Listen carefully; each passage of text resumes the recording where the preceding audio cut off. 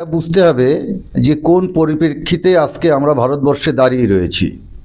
আমরা কি মধ্যযুগে রয়েছি, অন্ধকার যুগে রয়েছি? যে আজকে অর্থনীতি যেভাবে জনবিস্ফোরণে ঢুকছে, সেখানটায় আমি বলবো যে চারটে বিয়ে যেন কেউ না করতে পারে। কোনো মুসলমানের চারটে বিয়ে করার দরকার নেই, কোনো হিন্দুরও 19টা বাচ্চার দরকার নেই, মুসলমানদের তো নেই। এই যে আমরা মুসলমানদেরকে ছাড় দিয়ে দিয়ে ভারতবর্ষটাকে ধ্বংসের কিনারায় নিয়ে যাচ্ছে, এই জন্যে আজকে ভারতবর্ষে, স্বাধীন ভারতবর্ষে হিন্দুরা হচ্ছে ধুমকির মুখে।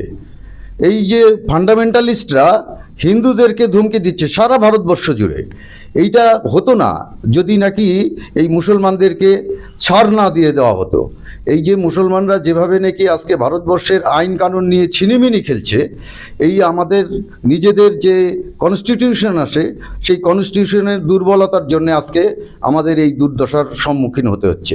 আজকে ভাবা যায় 150 কোটি দেশের লোক আজকে চারটে বিয়ে করবে, একটা 19টা বাচ্চা হবে, এটা কখনো হয়? হ্যাঁ, কখনো এটাকে সমর্থন করা যায় না।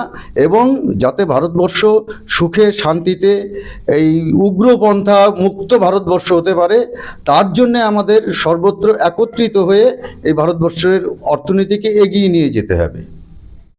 দেখো, আমি হচ্ছে মুসলমানদের কোরআনে আছে দারুল ইসলাম দারুল হার্ব। দারুল ইসলাম এবং দারুল হার্ব এটা কোরআনের কথা, এটা আমার কোনো কথা না।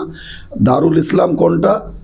যেটা হচ্ছে মুসলমান শাসন করে সেটাকে বলা হয় দারুল ইসলাম, আর দারুল হার্ব যেটা অমুসলমান শাসন করে সেটাকে বলা হয় দারুল হার্ব। যাই হোক, এখন এই মুসলমানরা চাইছে ভারতবর্ষকে জনসংখ্যা দিয়ে তারা ভারতবর্ষকে দখল করতে। শুধু একটা না, জনসংখ্যা জিহাদ, লাভ জিহাদ, ল্যান্ড জিহাদ থেকে শুরু করে বিভিন্ন ধরনের জিহাদ আছে।